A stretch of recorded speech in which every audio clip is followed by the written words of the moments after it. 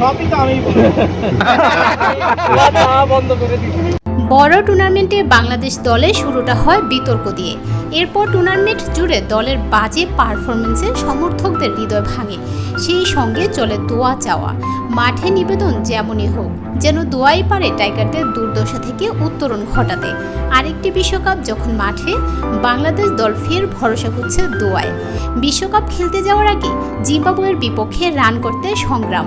এরপর যুক্তরাষ্ট্রে গিয়ে স্বাগতিকদের বিপক্ষে সিরিজ হারের লজ্জা। টুর্নামেন্ট শুরু হওয়ার আগে আত্মবিশ্বাস তলানিতে নামতে আর কি লাগে। আত্মবিশ্বাস যেমনই হোক, মাঠের খেলা যেমনই হোক, বাংলাদেশ বিশ্বকাপে ভালো করতে পারে দর্শক সমর্থকদের দোয়া পেলেই। টাইগারদের দলটা চলছে দোয়ায় ভর করে। দেশের ক্রিকেট নিয়ে এমন ভ্যাংখোদ সমর্থকরাই করেন, আর সেই ব্যাপারটা খেলোয়াড়রাও ভালো করেই জানেন। অন্তত সাকিব আল হাসান শত ব্যস্ততার মাঝেই সেই খবর রাখেন। হাসি খুশি মুডে থাকা সাকিব অনুশীলনের ফাঁকে সংবাদকর্মীদের সঙ্গে আলাপ করেন সাকিব আল হাসান।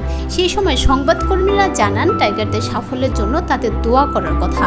জবাবে স্বভাবসুলভ হাসি দিয়ে সাকিব বলেন, আমরা তো মায়ের দোয়া ক্রিকেট টিম, এজন্য দোয়া চাওয়াই বন্ধ করে দিছি। উত্তর শুনে সাংবাদিকদের মধ্যে হাসির রোল পড়ে যায়।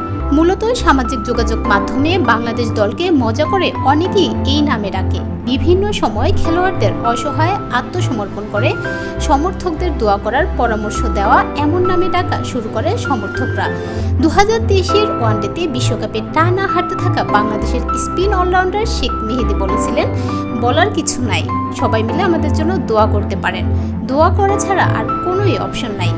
তার সেই বক্তব্য ভাইরাল হয়েছিল, সেটা নিয়ে হাসাহাসিও হয়েছিল খুব।